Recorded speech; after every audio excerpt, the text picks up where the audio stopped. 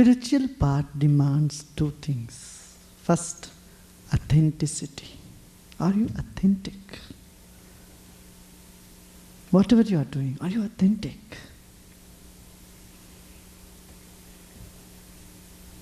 The second thing it demands is intensity. Intensity. How intense are you in anything you are doing? If you are just lukewarm, there's no progress in spiritual path. Do you have the intensity of anything? Desire? Do you desire something with such intensity?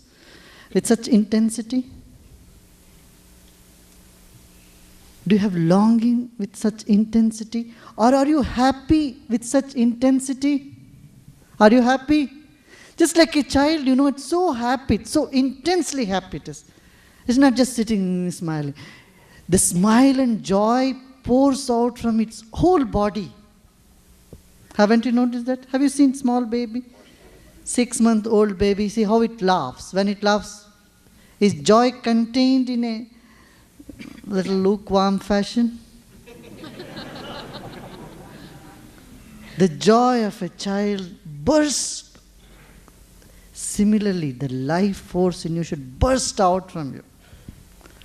Every cell of your body should vibrate, should exhibit the life energy. Your whole system radiates. That is spiritual. Then you say, oh, you are doing something. You are living your potential. Intensity in your expression, intensity in your experience, intensity even in your misery will take you on spiritual path.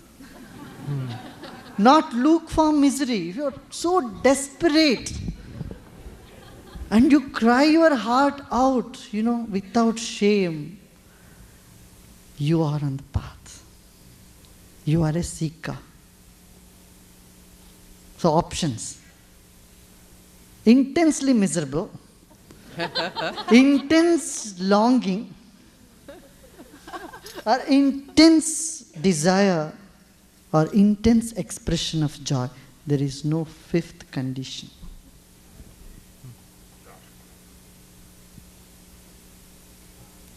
And authentically, not just dramatizing it. You can make drama. Make a mood. But that doesn't come from deep within. If that is the case, then all the actors and actresses would be living that full potential. But it is not so. Are you getting what I'm saying? Intense expression of life is the second sign of a seeker. That doesn't mean you intensely get angry and go. There are so many people who intensely get angry and justify that. We should not use knowledge as a shield. Use knowledge as an umbrella, not as a shield. Then because you are at loss, if you use knowledge as a shield to cover up your whatever shortcomings, then you are at loss. And again, when you recognize shortcomings, don't hold on to them. This is another problem. Oh, I am no good, I am no good. Self-blame. If you are blaming yourself, remember, there is no chance for you to any progress. Because if you are blaming yourself, how can you go towards something which you are blaming? You try to stay away from that something which you blame. And if you blame yourself, will you ever be able to go deep within yourself? Self-blame prevents you from settling down.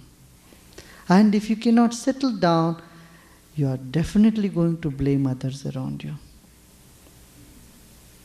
And so we oscillate between self-blame and blaming others. This is the biggest pitfall on the path of evolution and the path to God. So whenever you blame, you are not blaming yourself. You are blaming God.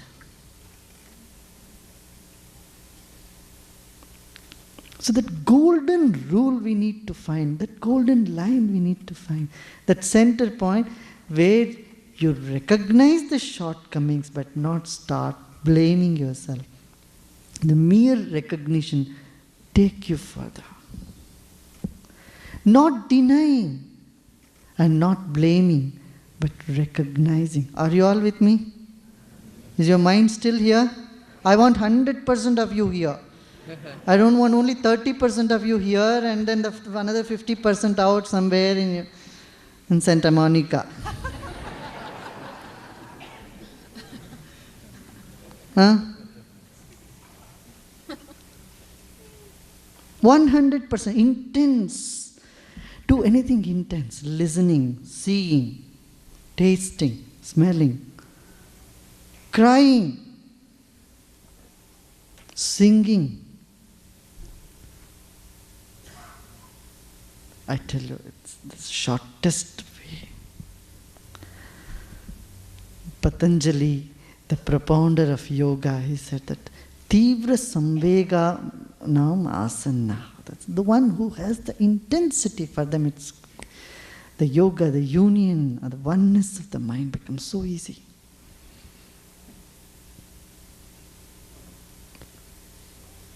Are you all here?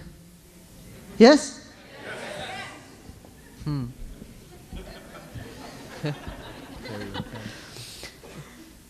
Often when people are upset, they are intense. And people who are peaceful, who are in love and joy, they don't seem to exhibit the intensity. Isn't it?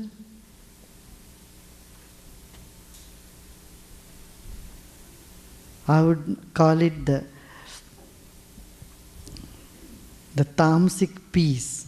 Peace means very dull. Peaceful, I'm peaceful. Sort of inertia.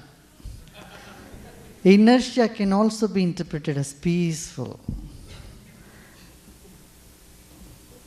But the dynamism is often associated with anger, rage, frustration. Rare we find those who are intense even in peace. Are you getting what I'm saying? An intense peace.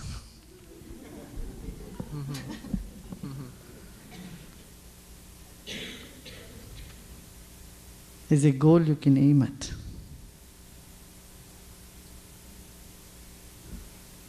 And that's what this society needs, the world needs today, isn't it?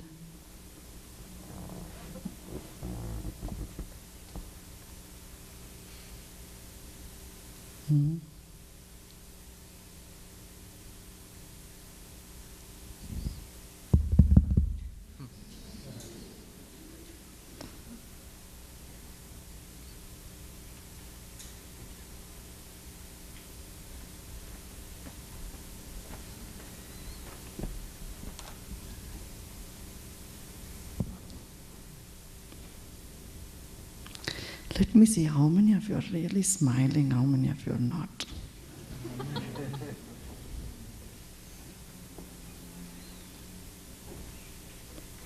You know, we have made our smile so expensive. We smile once in a while, sometime now or then. And our anger, frustration, we distribute it freely, free of cost.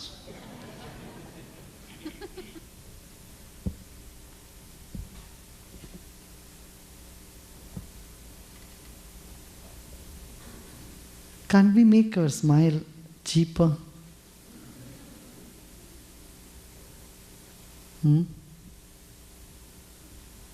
Wisdom is when you make your smile cheap. In fact, distribute your smile free of cost. And make your anger very expensive.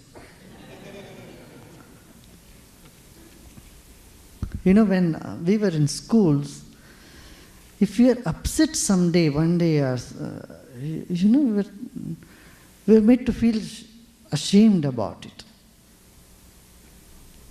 If someone loses themselves, loses lose the temper, everybody would look at them as though something is wrong with them.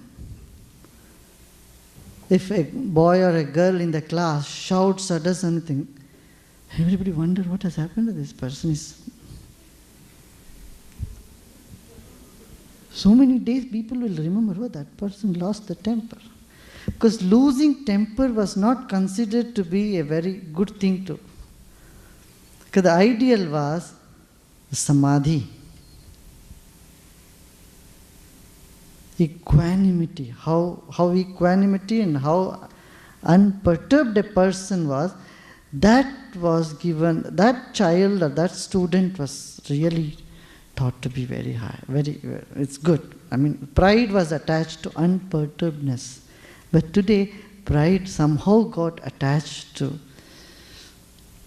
rage, frustration, aggressivity, what do you say? Aggressiveness.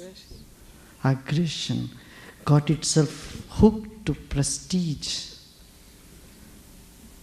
Violence got hooked to, because the ideal of Mahatma Gandhi, he had just maybe 10 years he must have gone.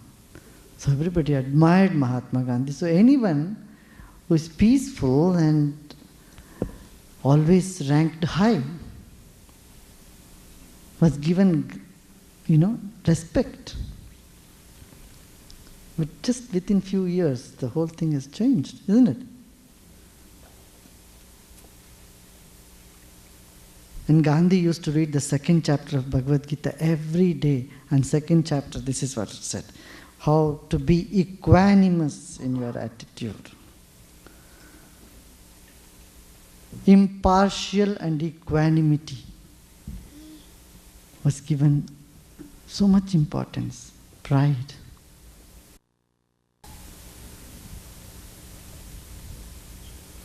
It's not suppression again.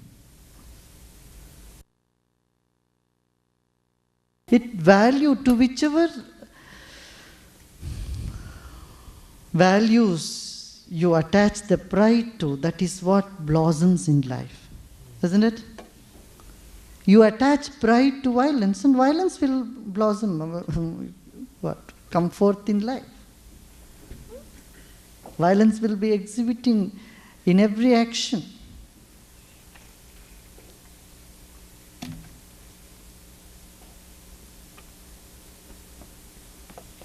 Why not we smile more? Just look at the person next to you and see if they're really smiling. If they are not, just pinch them and make them smile.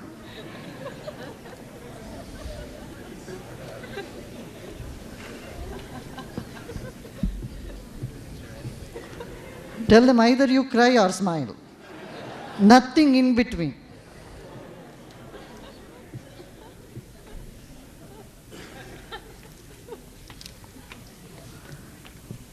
This is a step to become like a child again. A child either cries or it smiles.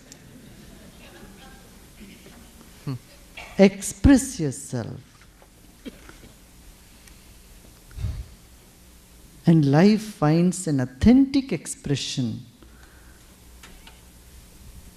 It progresses in the path of the Spirit. For Spirit is truth, Spirit is love, Spirit is joy.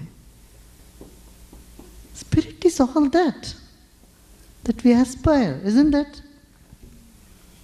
Isn't that so?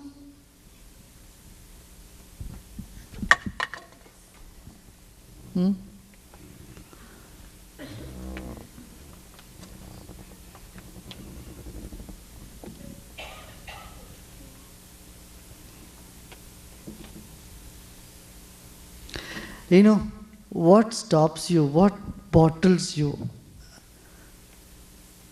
is your problems. And you know, everybody else have the same problems. Slightly different problem. When people say, I want to talk to you, Guruji, alone, I said, there's no need.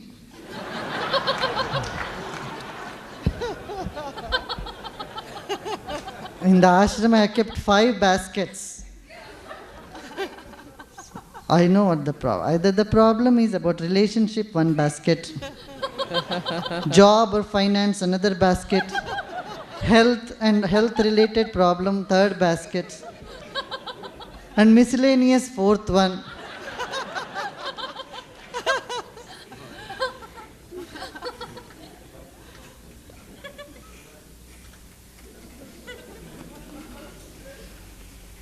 Huh?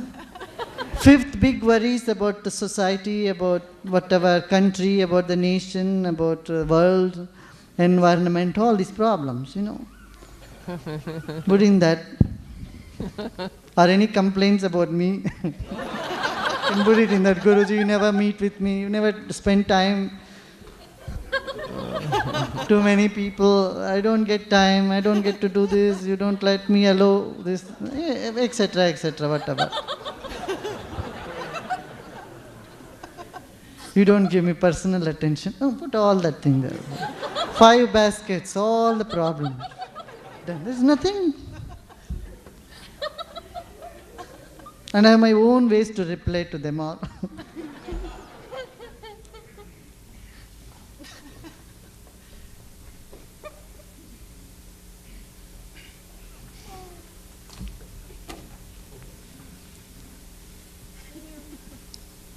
Life is too short to keep solving problem one after another, I tell you.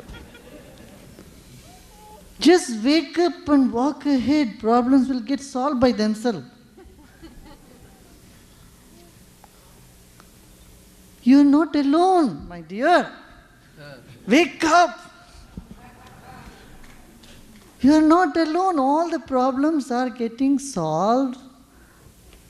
And there is some power with you, who's walking you through all the problems. And when you feel that intense desire to offer, write it down, put it, give it, send it, do anything.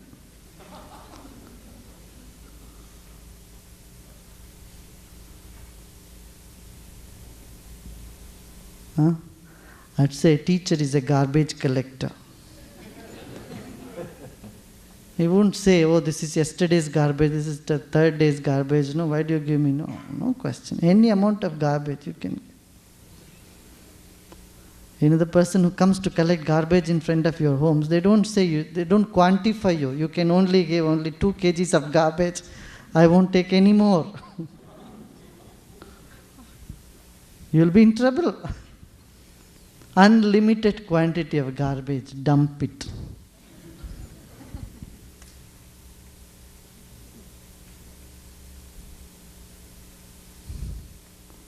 And we have hesitation even to do that.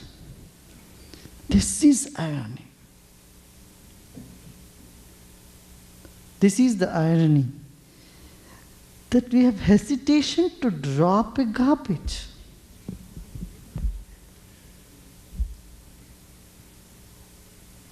Are you all here?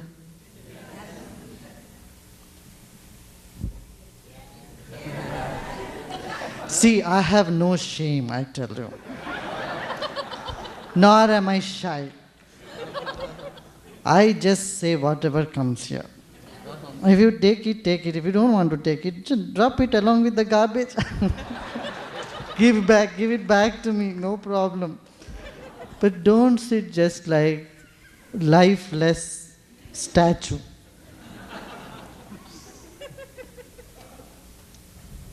Yeah.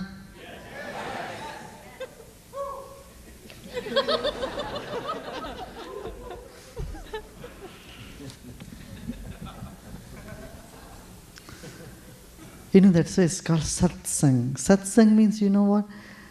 Where you can just drop all what people would think about me sort of things and authentically be there.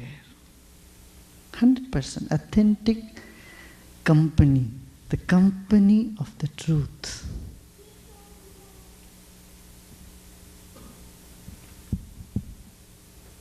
Yeah?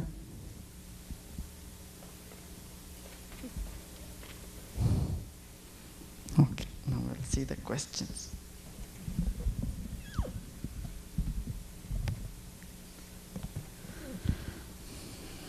Do you need to go through the questions?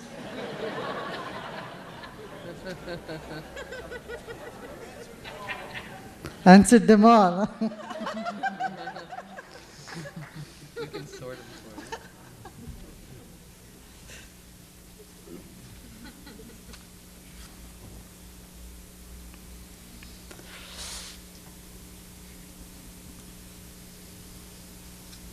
Thank you for the grace you have brought to my life. How does one attain optimum physical health?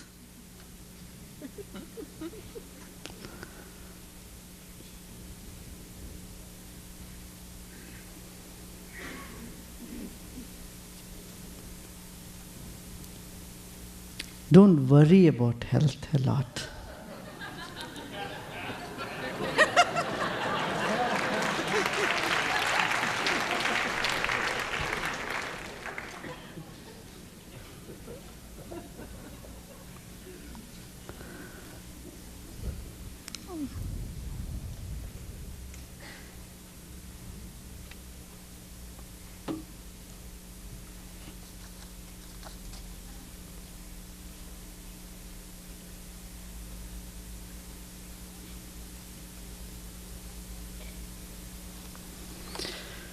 Could you speak on non-causal joy?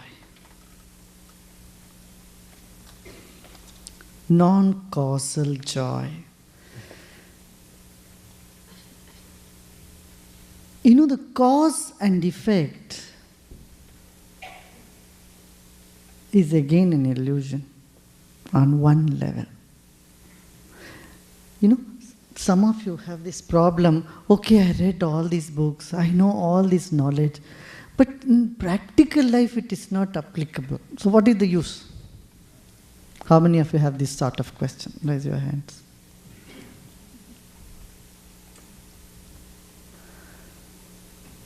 My dear, you should know there are two types of science. One is the pure science, another is the applied science. You learn about thermodynamics, aerodynamics, but all that you learn in physics, thermodynamics, aerodynamics, all that is not applicable everyday life, is it? But the knowledge of it helps you in some point of time. You can just learn being a mechanic, how to repair a car.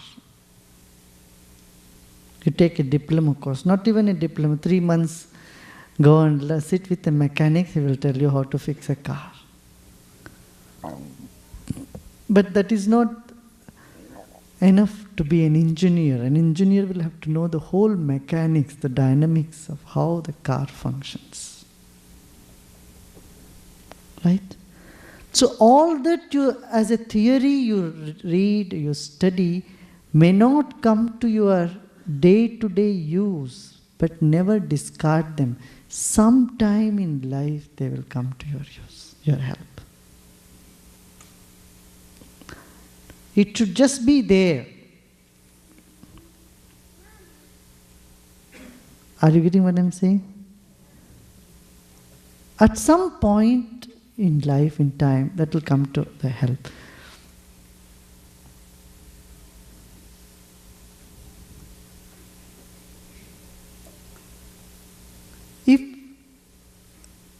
If you see only practical application of knowledge, then nobody will study physics and chemistry, the pure science. But without pure science, there is no depth. There is no deeper understanding of the mechanics. There is no further innovations. How can you do further innovation when you don't have the knowledge in depth about it, isn't it? So similarly, all this studying, this knowledge, hearing, though you may feel is not applicable to life now, some point of time when there is a dire need, these will come up. And they do help your life.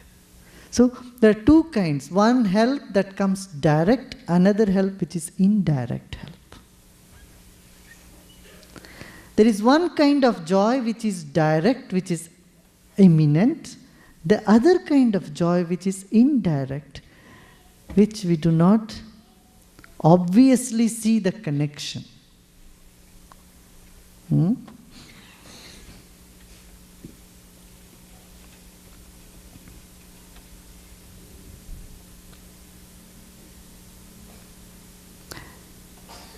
Like brushing your teeth every day doesn't give you any great joy directly, but it prevents you from toothache. It helps you from not having toothache. So in that manner, it is aiding your happiness, joy, indirect manner. Same with disciplines. Sometimes the disciplines that you practice, exercise or yoga, meditation, may not give you an immediate pleasure or joy or happiness, but in the indirect fashion, they do aid your growth. Are you getting what I'm saying?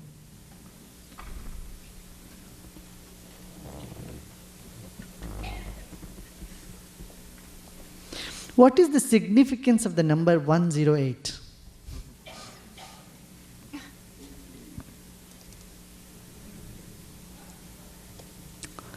Significance is what we attach to it. But one of the significance that people have attached to 108 is there are 9 planets. They counted 9, though there may be 10 or 11. So 9 planets and 12 constellations. So when 9 planets move through 12 constellations, they make 108 changes. Of these 108 changes, there may be pleasant, unpleasant, whatever, to nullify the unpleasant and to increase the pleasant effect of these changes, they would chant the mantras or the sounds so many times. This was an ancient way to do that.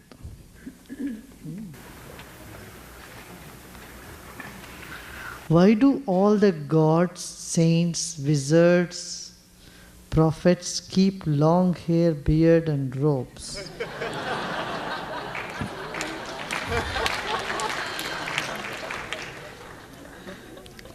That's just their uniform, so you can recognize them.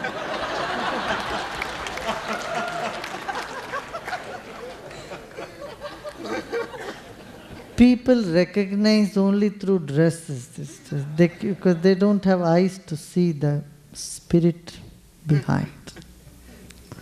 So perhaps this is a uniform.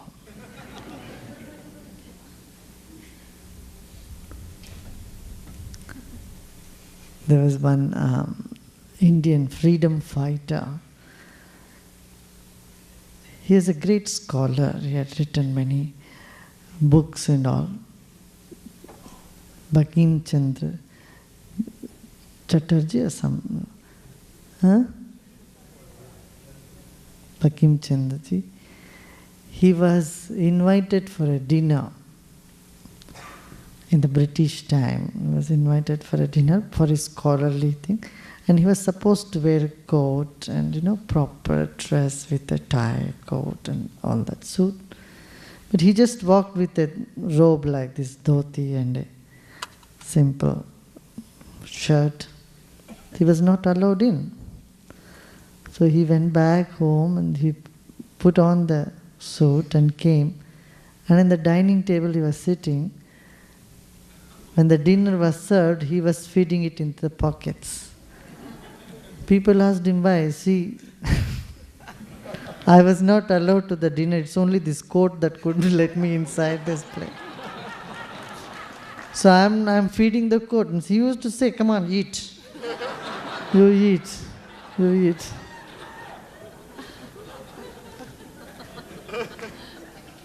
So don't have to be hung up on the dresses,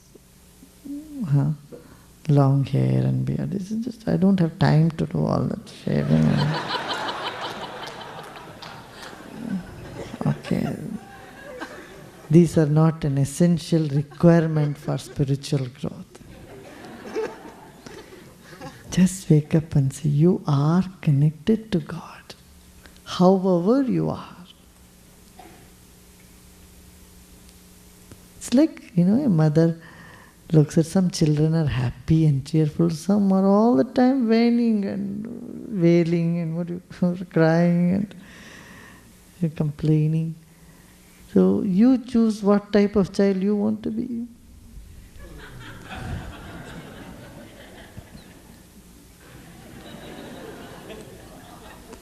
Of course, the former one, otherwise you wouldn't be here.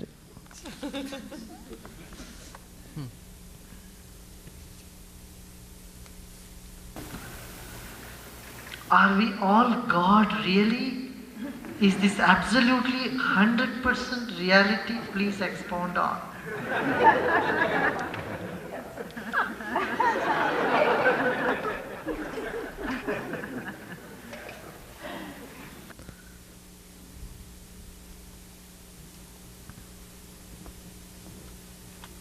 Certain questions it's easy to say no and get away with it. But that is not true.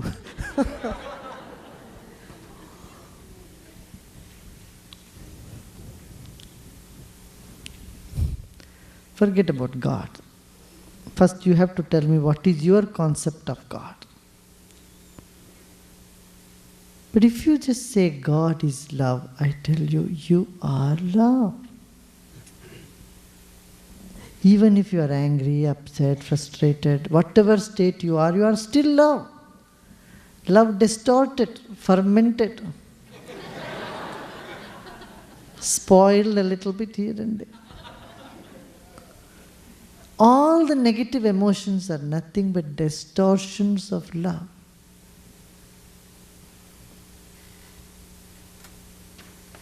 Love, when it gets fermented, becomes jealousy, anger, hatred, all these things. Frozen love becomes hatred. Just a little heat to it, it will melt.